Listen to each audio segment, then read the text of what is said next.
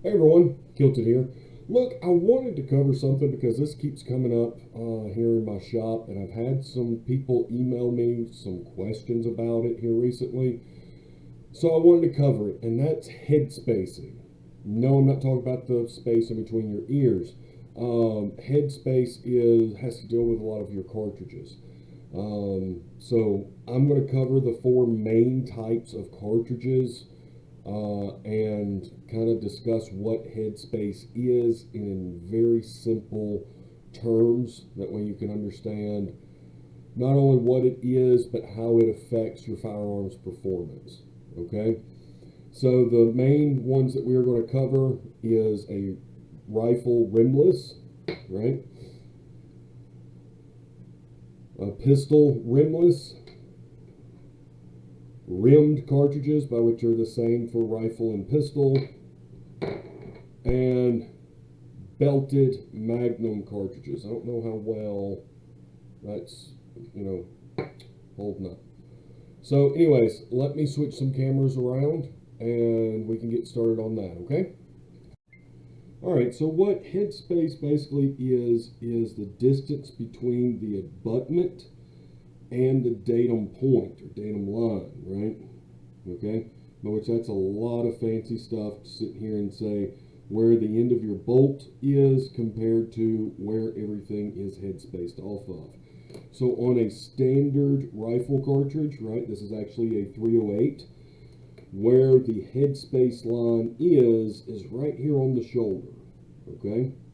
So what we're doing is we're going off of the base of the chamber, right? Right off of the bolt face to whatever point on the shoulder, okay? Now, there is not a defined thing when it comes to the shoulder of, hey, it's halfway, hey, it's right at the beginning, hey, it's all the way at the end. It's just said during the shoulder. So, one caliber, it might be in the middle of the shoulder. Next caliber, it'll be right at the base of it. Next, it might be right at the neck of it. But just for all intents and purposes, let's just say from the shoulder to the bolt face. Okay? Now, if your bolt face is recessed for whatever reason, right? Like a lot of like your Remington 700s have a recessed bolt face. Well, now rather than it being from this point, it is now to this point. Okay? So that makes a big difference there. Now, why is this an issue, right? So what I'm going to do is we've got our bolt, we've got our chamber again, right? But now this one is going to be bad head spacing, right? The head space is too long. So rather than the cartridge fitting in here perfectly, right? What's happening is the cartridge is fitting about like this, right? Now we have this gap, right? That is how we would actually gauge what the headspace is. So the headspace is either on or it's off. And when it is off, you measure this distance, okay? Because that distance will prevent the firing pin from making contact with the primer, and thus the cartridge won't go off, right? Now, there's a couple of other things that could go bad as well. If this sat here and instead of being a nice clean, let's say this barrel's about shot out, right? So instead the shoulder's doing like this, okay? The shoulder of the chamber. Then what can happen is your cartridge can fit even deeper to where it won't even come anywhere close. Now, let's say that it was only on one side here, right, where this has been just opened up for whatever reason, right? Corrosive ammo, damage of some sort, right? And let's say your headspace back here was on. So the distance from here to here is on, right? You go to fire it, what can happen is a catastrophic event, which is this part of the casing actually blows out. Now you're having hot gases and everything else come out, possibly rearward, back towards you, right? Or you could not really feel any difference or see any difference, and the bullet still goes down range, but your accuracy is garbage, right? So that is, in a nutshell, very, very simplified, a standard rifle head spacing. Next is going to be pistol. Well, pistol doesn't have a shoulder, right? It doesn't have a rim, right? It doesn't have a belt around here for a belted Magnum, right? Just like this one does, okay? This is a belted Magnum. It doesn't have any of that. So how does it head space? It actually head spaces off the case mouth. Okay, if you go right now and pick up some pistol ammo fresh out of the box and run your finger down the side of the projectile, you'll actually hit the side of the case, right? And that's how it's head spaced. So you'll actually sit here and notice the chamber actually has a good step in it rather than a nice easy shoulder, right? So the case will actually butt right up against this, okay? Easy peasy lemon squeezy, right? And that's how it is head spaced. Now, let's move on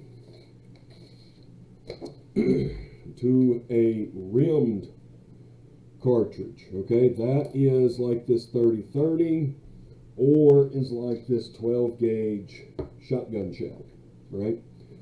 Both of which have a rim to them, correct? Great.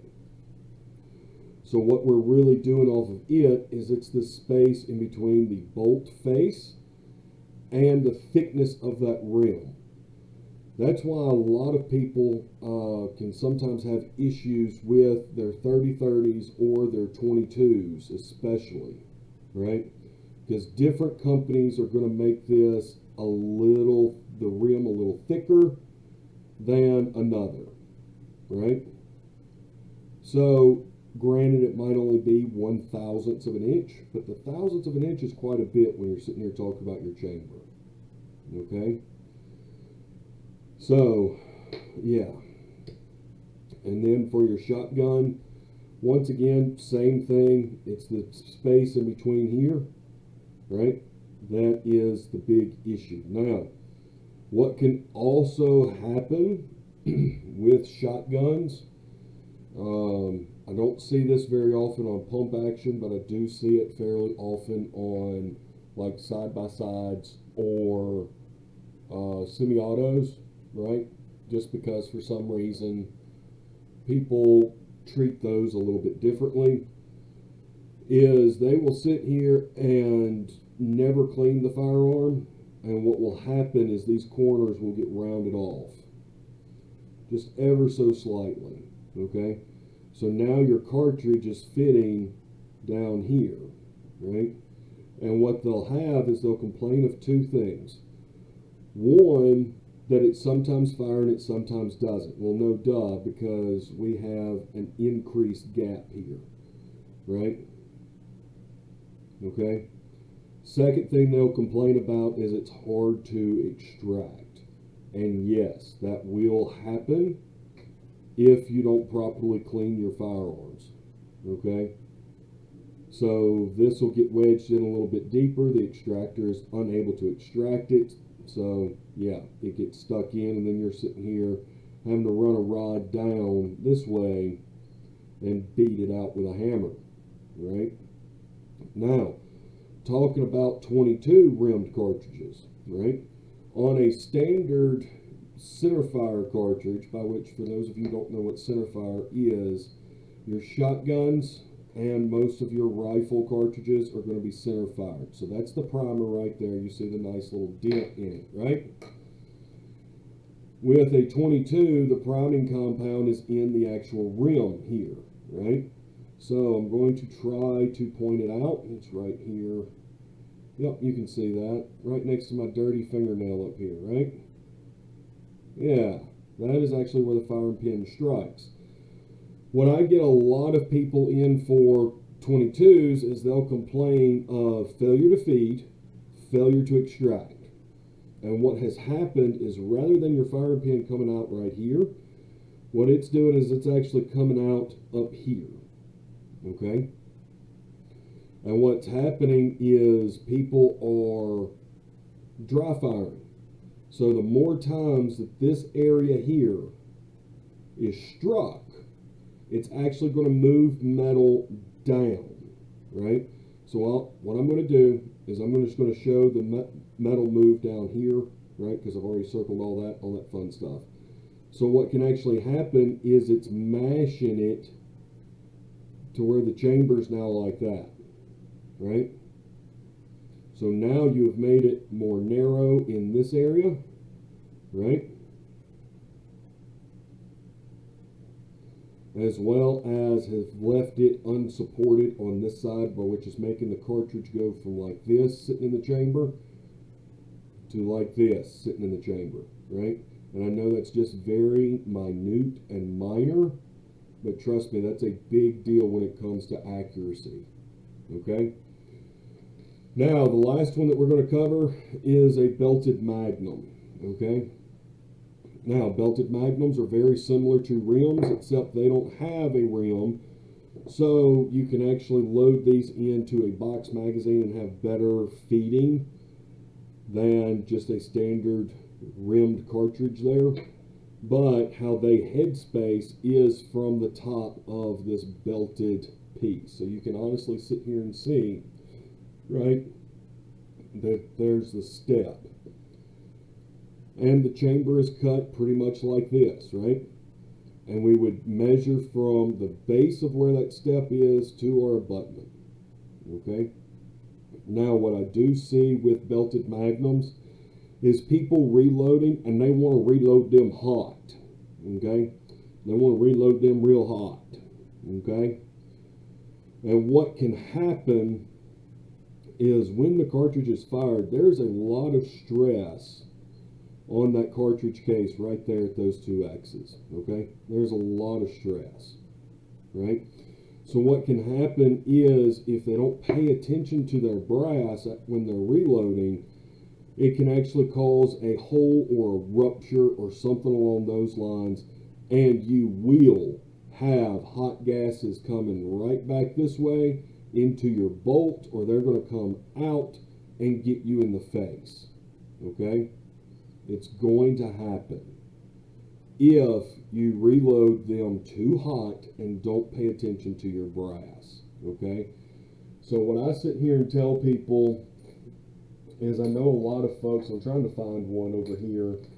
Yeah, this one's kind of nasty, right? That will sit here and buy ammo when it's on sale or whatever, and then keep it out in their garage or a shed, or worried about them Fed boys showing up, so they just buried it in the ground, and then they pick them up and they look like this, right? This was a nice shiny brass at one point in time, but you see now it is tarnished, it's nasty, so on and so forth. This would not be one that I would reload, and if I had loaded ammunition that looked this way, I would not fire it, okay? Because it can cause more issues than not, okay? All right, so that's it. That is head spacing in a very, very basic understanding, okay?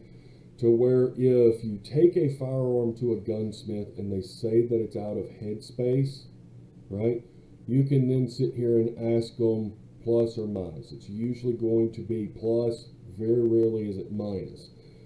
What a minus headspace is let's just go with this, 7 rim mag belted Magnum, right? And that is that it says 7 mag on the barrel.